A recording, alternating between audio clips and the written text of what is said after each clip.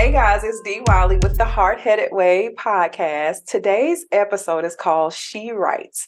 It is celebrating the African American authors in my village. So one of the things that I have uncovered in this self-care journey, in looking at my habits, I feel like I'm being called to do different things in my life. And in order to do the different things, I feel like God was like, you need to look at your habits. Do they line up with where you're trying to go? And so one of the things or revelations that I had was that I do a lot more scrolling. And what I used to do when I wasn't scrolling was read. I have been an avid reader since I was a kid. My mom poured that into me.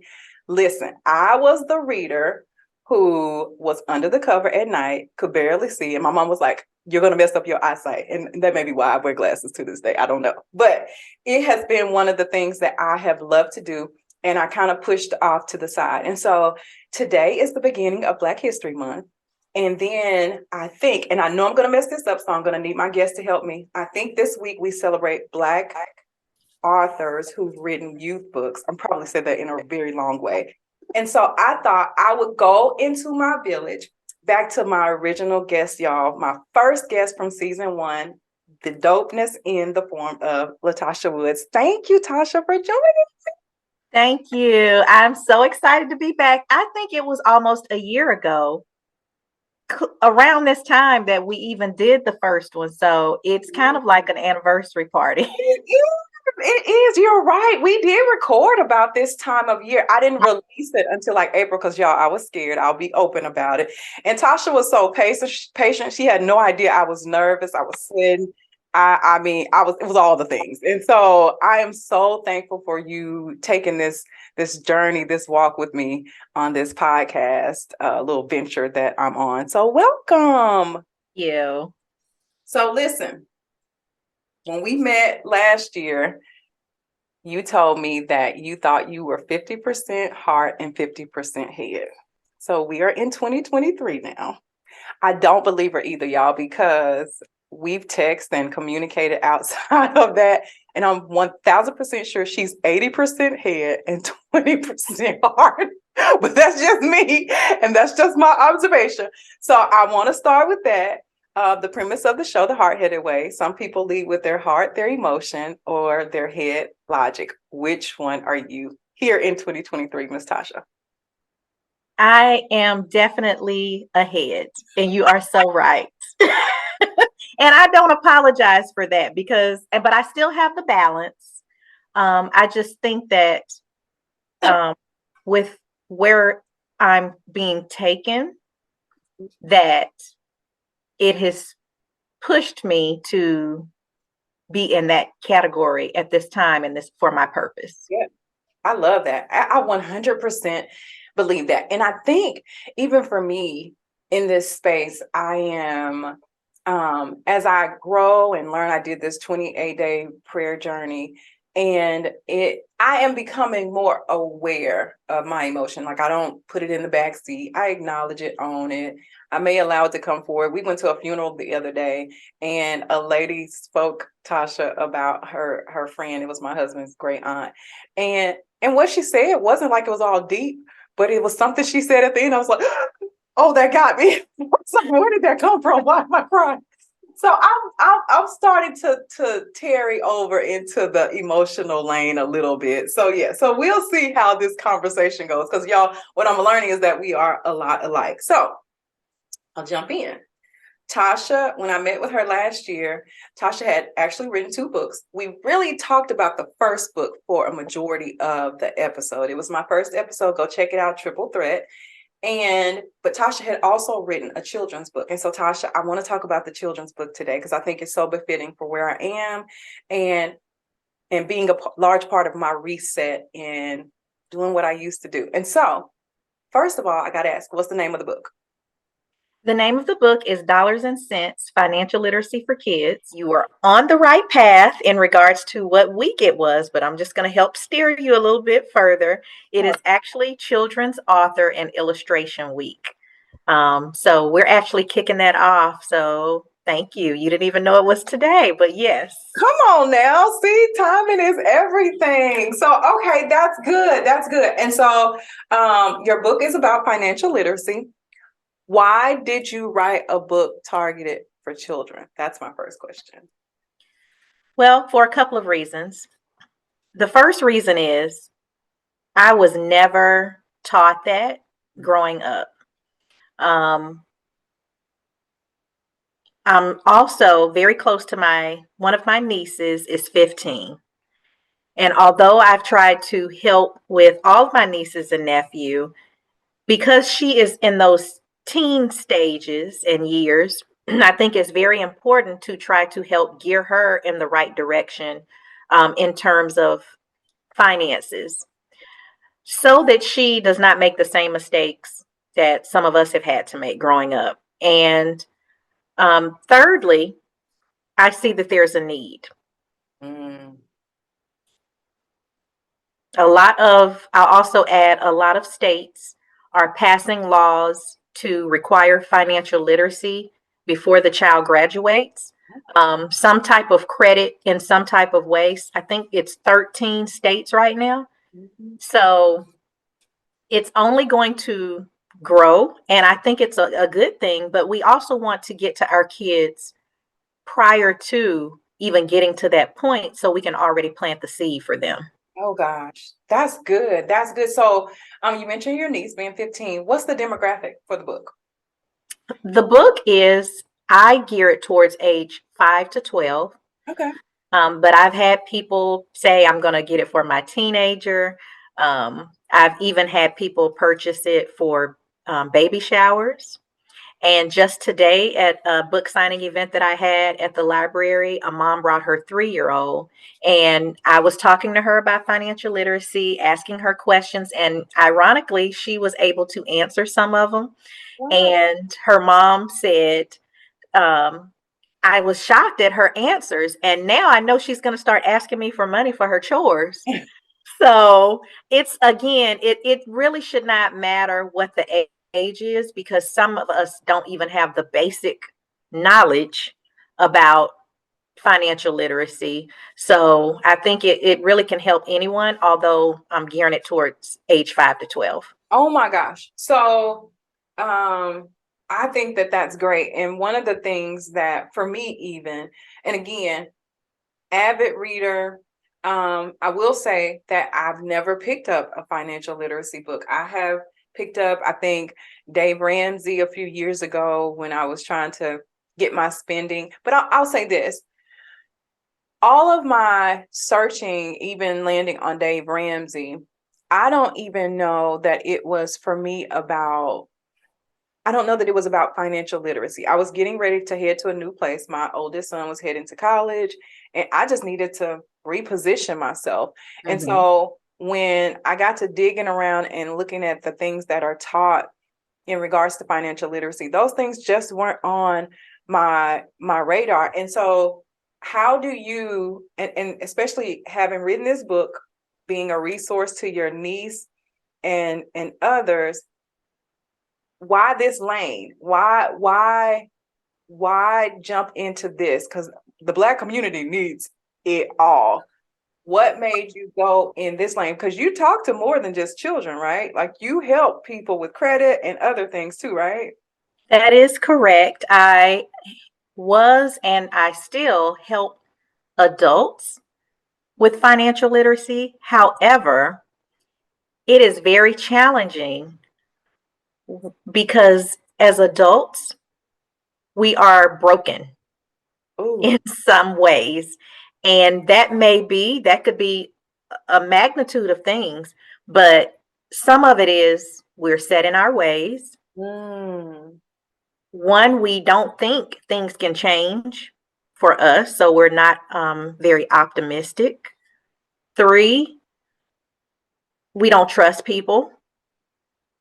So you may think someone's telling you the wrong thing, even though they're trying to help you and they just might be on the right track. But sometimes we're not as open-minded as we think we should be. And 4, sometimes adults just don't want to change. Come on. And so in helping the children, we are already setting them up with the basic foundation, and they will not have to make some of the same mistakes that many of us have had to make because we weren't taught it or it wasn't a conversation being had, and we had to learn through trial and error. So it's really about planting the seed. Oh gosh. That's really, really good. And it's so listening to you talk about the reasons why it's challenging with adults. And I know for me, I think when I first jacked up my credit some years ago, it was just shame at the end of the day because mama was like, but you know better. And I think the know better part was very limited, right? Like I Mhm. know you don't spend more than you're bringing in. Like I Mhm. knew that. She had taught me that. But when we talk about literacy and managing your credit and what that looks like and generational wealth, and people are always talking about wealth from a point of getting money but not managing it. And so you putting this kind of information in front of the kids and having these conversations around the community, I have to ask, have you been able to change the conversation not beyond your niece with more than just your niece in your family? Have you been able to pivot the conversation a little bit, or even just, and I asked this question because every year when we used to do the Race for the Cure, we always did something like, my aunt may teach us CPR course, or somebody may Mhm. come in and teach us something. Have you had an opportunity to do that in your family and to see how that changed the conversation significantly? I am going to say, if I'm being very transparent, Sure. I believe my family has definitely jumped on board in assisting with getting this information to our younger generation. Okay. I Okay. still cannot say as adults that there is family conversation, Sure. because financial literacy is more than even money. And Mm, like you said, how do you manage as well? But it's also about protecting what you have. It's also having difficult conversations about in the event of an emergency. And it's also about setting your things up properly so that you mentioned generational wealth, so that in the event of an emergency, the family is not scrambling.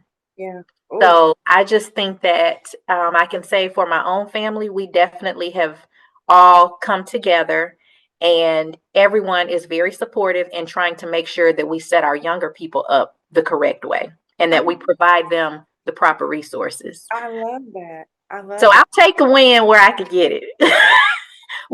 I'll take the win for the family.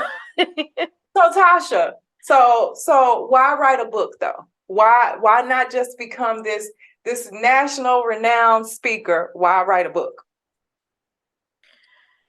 Well, I believe that education is very important. Mm, And sometimes, although the assistance and the training and the learning should start at home, sometimes it doesn't.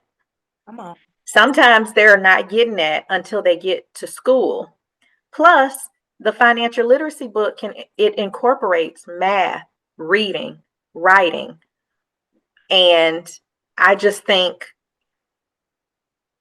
we have to, as a whole, as a community, take this initiative and work together to try to get it to our youth. Yeah. So some kids don't have someone in their lives, whether it's a parent, an aunt, an uncle, grandparent. Some kids do not have that. I actually visited an elementary school, and this young, I think she was fourth or fifth grade. She was so sweet, and she told me, "I want a book, but I can't purchase one because my mom said we don't have any money," because she wanted to get her nails done. Wow. And then she proceeded to ask me, would I be her mother? Sure. And I feel like because she saw that I was there trying to make sure that they um, really obtained this information and was able to absorb it, and I was interactive with them. And I think that she saw that there was a passion for investing in her. And so that's why I said, I think we need to try to get this out in any way possible, and because sometimes people don't have it at home. Oh my gosh. I love that. I absolutely love that. And so, okay, I want to take it back. I want to take it back to where it started with you sitting down to write the book. So before I go any further, did you like reading and writing as a kid? I'm always curious. I loved it. Yes, reading, writing, and then English was my favorite subject. So I believe that everyone is creative in their own way. Mine is definitely not with my hands. So when it comes to being able to put something on paper or formulate and articulate how something should be, that's where my creativity is. I like that. I like that. And so sitting down to write this book, I have to ask you, because I know that there's the finished product. Did you have a hard time deciding what to leave in, what to put, take out? Did you have a hard time sitting and working through that process? I did. And I wanted to put so much more, but I felt like I should keep it as basic as possible. Yeah. And start with the foundation, because the journey didn't have to stop with just that. Yeah. So if I could just get, again, a foundation out and get started, then I knew, we could work from that. Okay. So is there another book on the horizon as a result of that? You look so inquisitive while you ask that question. So I have to let the secret out since you asked. So you get the tea on here. I am working on something else. I'm working on 2 projects at once. Okay. So it's a very busy time, but one, I'm hoping to be an extension of the financial literacy book. Okay. And the second one is something else for adults. Come on. And y'all, I didn't know this. I had no idea. Literally, I looked down at my paper and I was like, oh, let me ask her about if she has anything else going on, anything coming up that's coming out. Oh my gosh, Tasha. So that's really, really good. So sitting down, doing this process, and you get the book. Now I know you've been I'm calling it a road show because y'all, she been traveling a lot. I've seen you go home. Our hometown is El Dorado, Arkansas. And I've seen her do all kind of stuff traveling. And so what's been the greatest reward in writing this book? Ooh, that's a good question. My greatest reward is knowing that I can stir up something in a child's mind and try to leave some type of impression on them. And again, I go back to saying planting the seed. Because when I'm working with the children, going into the elementary schools, or just like today, I went to a library, the kids are so excited. And that is fuel for me. Yeah. So it helps get me more inspired to make sure that they are all set and taken care of, and trying to get other people to come on board and help with the financial literacy initiative, because these kids, they want the information. Yeah. And they have so much more information right at their fingertips. Like, it's just uncanny what they actually naturally have access to at the click of a button on their computer. But you said something, and I want to call that out. So you said you were at the library. During COVID, one of the habits that I forced my youngest to do is we went to the library once a week.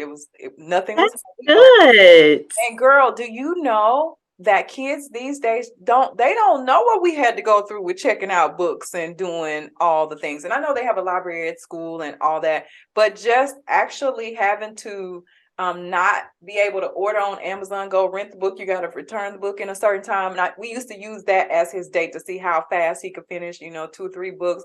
But I was amazed that not many people go to a library much these days. And so I guess for one of the things that I admire about you writing the book and you writing a book that's geared towards children is, again, restoring that fundamental back to basics of reading the book, having the paper in hand. I'm sure people can get stuff on digital, but actually having a book, pulling them out to the library.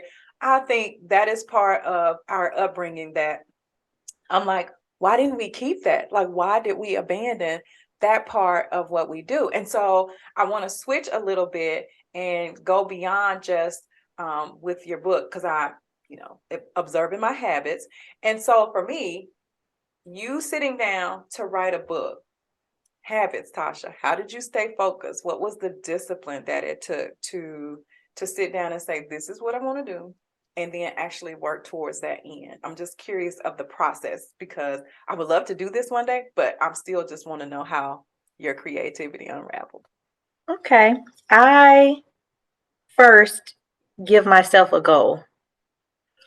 That goal has a time frame. Mm-hmm. And when I give myself a goal, I'm focused. Even if I veer off some days where I don't feel like moving ahead with it, I push myself the days that I do. So it might be a sacrifice in my sleep. It might be a sacrifice in social activities. And it may require me to separate myself and just be to me. I'll say that. Be to me, where I am not having any distractions. Come on. Whether that is, and what, just going into a room and, even if I need to take a break or so, I'll do that. But I just stay focused on whatever that goal is. Mm-hmm. And I don't finish or stop until I finish. I love that. Oh, I feel like you stepping out on my toes, because that is something that I have to legit figure out how to. And I'm a planner by trade. I'm a project manager by trade. So planning ain't the issue. I can plan it out to a core. I get really bent out of shape when I can't stay with it and there's a distraction or something knocks me off my course. So, girl, having to do this whole season 2, and I got sick at the beginning, so I had to reschedule people. And girl, I was like, you know what? I don't know. I gotta get my life together. But again, in looking at the habits that I have, and those that are good, those that are bad, really managing my time. And you just said that, and you actually kind of gave me confirmation. That's one of the things that I've had to do. So I set the date, right? But I also literally have to plan my day out. I gotta say, in the morning, I'm gonna go work out from 5 to 6. And then after that, I'm gonna do blah, blah, blah. And so I have been fighting that, because I used to think my mama was ridiculous for being that rigid. I used to think my mama was ridiculous for listening to not Joel Osteen, it's Charles Stanley. I was like, to him on the radio, like, what? Like, it was. So anyway.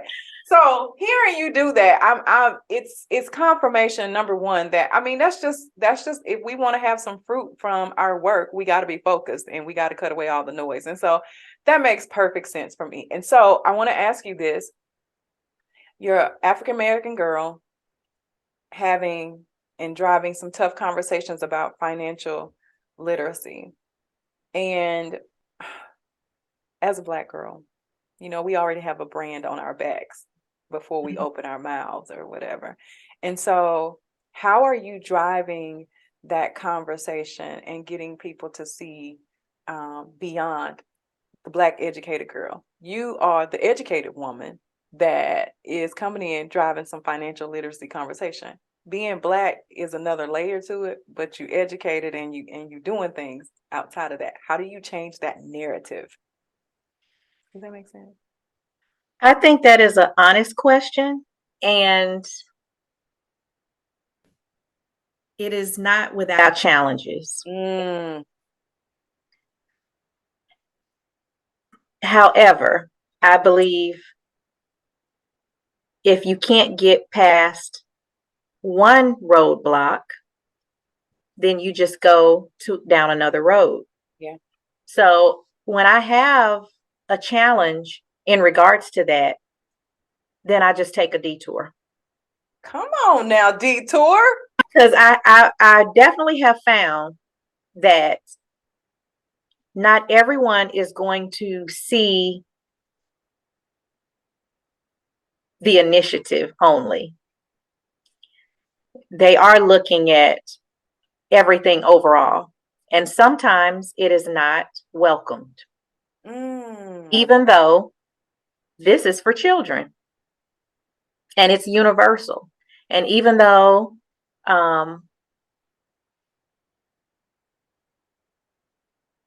the book could definitely be a Black book, Yeah. the message is, again, universal. It's for all children. Who would not want the children in their lives or that they know, or who would not want to help children with financial literacy? But sometimes people cannot see past the color, the gender, and that's okay, because when one door does not open, that just means that's not your door. Come on, girl. So I found that usually when I have those type of obstacles, God opens up another one, another door, and I just have to turn the page and go in another direction. So it at first it was bothering me, but I said to myself, this is nothing new.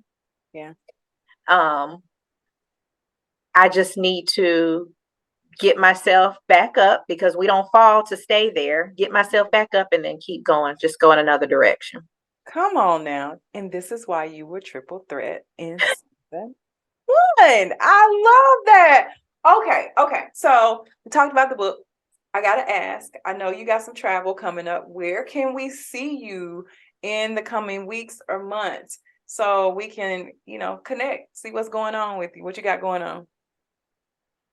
I have a lot of things still in the works, but it is so much happening in February, like you and I connecting, and for Children's Author Week. Yep. And hopefully, there'll be other opportunities for you and I, because you have a wonderful platform.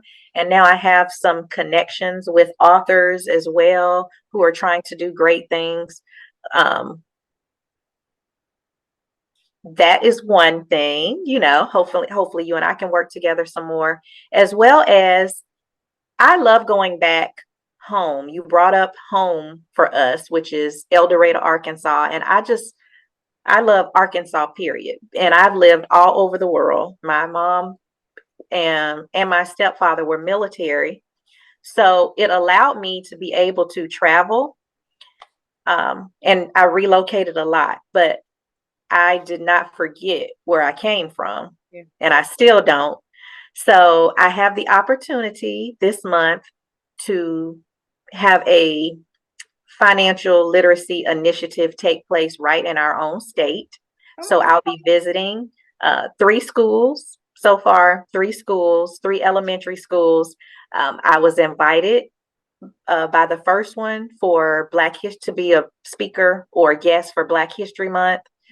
So I'm just really excited. The area is excited. The kids are excited. So a lot of people in the community even stepped up to help the children possibly receive books. So it's going to be awesome. I can't wait. And I just always like to, although I love just helping anyone and all the kids, I also have a special place whenever I go back to Arkansas in my heart. I love that. Okay, so we'll have to connect offline. And so, y'all, she did mention something, and she is going to do this with me probably a couple other times. I want Tasha to co-host an episode where we meet with possibly two male African American authors for the month of February, and then I want to expand my conversation with my hometown people. There are some other authors from home that I have yet to have a conversation with, and their approaches to writing their own book, publishing, and all that other stuff. I thought we could celebrate all aspects of that process, and then just, it's some dope Black women. And so I'm excited about that. And Tasha said she was going to be nervous. I don't know how she's going to be nervous. And if y'all knew, I got to say this, y'all. So before we got home, before I hit the record button, it was a rough go for us. We could not get our lives together. Real rough. Listen, it was a strong goal to get to this point. And I was like, why am I even nervous? Like, talking is not an issue for either one of us. But anyway, it was funny for us to try to get started. So it took us a minute to get our rhythm earlier. But we're here, and I'm so appreciative of you joining me, Tasha, coming back for a second and hopefully third and fourth round. But before you know it, you're going to be, we might have to have a regular Financial Friday, nugget dropped by you or something like that. That sounds good. I was already working on it, girl. I was already working on it. And so I got to figure that out though. So see, I can come up with 1,000,001 ideas. It's just me planning it out and executing on it. So anyway, that was something that stayed with me even last year. And I don't know if I even told you this, but I got a lot of texts or calls about our episode, about your book, about how interesting it was. I had a friend who has 2 little girls, and she said, we're ordering the book for the girls. And it's just, it was a nice reception, especially for it to have been my first episode. So I can't say thank you enough for that. Really quickly, I want to also acknowledge some other authors, because I won't get to go back and meet with them during this month. And my schedule may be limited for the month of March. But season 1, I had other authors. I had Francesca Renee. I had Chanel PJ Yarbrough. And again, El Dorado has some dope women, some dope talent. The books were amazing, right? And so I'm so excited to have you guys to be part of my village. So I appreciate you taking a few minutes to join me, but you got to leave us, Tasha, with at least 3. Is that too many? 3 nuggets, 3 little nuggets, 3 takeaways for us to give the people something, because you got to leave us with something till you come back again and give us some more later on. Okay, so when you say 3 nuggets, what exactly are we referring to? Financial nuggets. So, okay. Unless you want to go down a different path. Look, you can't be too sure. I just want to ask. She was like, let me be clear here. Why did I get blurry? Do you see I'm blurry now? Why did it do that? Okay, there I am. So okay, so give us 3 financial nuggets. It could be whatever. I know that your book, like you said, and you just said, financial literacy is more than just saving money and credit and stuff. And so 3 nuggets. I didn't have a specific area. It could be 3 nuggets that you want us to walk away from the book with, but just 3 nuggets to share with everybody, because again, I want to be intentional about making sure me and the people that I engage with, people understand and see us as trusted advisors, not just these passing subject matter experts. You can come to us. We are legit, and we can provide you some support where needed. And so 3 nuggets. Okay. The first thing is, I would like to start with the book. I think if more of us adults help the children in our lives with financial literacy, or giving them the resource, then that creates an ongoing conversation. It just doesn't stop with you gifting a book to a child. There's going to be ongoing conversations, and that can change the lives of either both the child and the adult. So that's the first thing. The second thing is, I did say financial literacy is a lot more than credit, but everyone should know what their credit score is, as well as look at your actual credit report to see if all the information is accurate because there can be incorrect information on there, and that could be pulling your score, impacting your score in a negative way. Okay. Some people they don't know where they stand. They don't know, they've never seen their credit report. So I just think that's something that everyone should want to do for themselves. And the third thing is everyone should have a power of attorney, a will, and a trust. Ooh, that's good. We work, but we don't always protect what we have. Oh my gosh, that's good. That was really, really, really, really good. And that's a conversation that I am actually having with my mom and her siblings, because that's one of the things that we want to make sure that if not your own children, somebody in the family knows where the information is, Yes. what you have set up, all the stuff. So no, that's really, really, really, really good. So Tasha, I appreciate you joining me again to have another conversation. Thank you for having me. I appreciate you for sharing your platform with me, for trying to help get even the information out, because even this conversation, the follow-up, it still reminds people of how important financial literacy is, especially for these kids. So I appreciate you again, just allowing me to be a guest on here. So thank you. Absolutely. All right, y'all. So I want y'all to go and like and subscribe on YouTube. I am now dropping videos on YouTube. I'm excited about it, nervous about it too, but still very excited. At the Hard-Headed Way, you can follow me on Instagram, Facebook. I have TikTok. I got to get my life together on TikTok. I'm gonna be honest. Tasha was helping me this morning, like legit, full disclosure, helping me this morning. LaTasha, I want you to tell people how to find you, connect with you, and then we'll go from there. I am on Facebook, LaTasha Woods. Also on Instagram, my name is L Savoy, Savoy 73. I'm also on TikTok. I don't even know what my name is on there. I'm sorry. So clearly I need to get my life together too. And my website is www.latashawoods.com. And if you're interested in purchasing the books as well, they are on Amazon, Barnes and Noble, Books A Million, Target, Walmart, Apple Books, a few places, but I'd love to hear from you all. And if you do purchase the financial literacy book for your child, give me some feedback. I'd love to send me a message, record your child talking, telling me what they learned.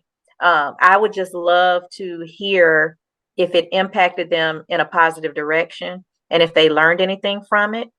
And I probably would even want to, if I could, stay connected with them so I could see if they are still following it after they've read it. So we can make sure that they retain the information as well and continue to try to improve on it. I love that. All right. Well, thank you for joining me. And y'all look at my t-shirt, #Black Excellence. I love it. So thank you for joining me. More to come, y'all. So again, subscribe. I have the webpage, www.thehardheadedway.com. Listen, everything that I have right now from a social media and website, it's all a work in progress because I'm doing it myself. I'm learning as I go. I'm learning out loud in front of you guys. So again, editing and all the things, I am trying to wrap my hands around that now. And it's fun. It's fun. It takes a lot of time, but it's absolutely fun. But again, as we look at our habits and we're trying to take care of ourselves on this journey of life, I want to make sure we're intentional about our habits. And like Tasha said, starting with our kids, helping them see the world through this eye of financial literacy is 100% a gain for us. And I appreciate you dropping nuggets for us. I'm always grateful, and thank you so much. Thank you.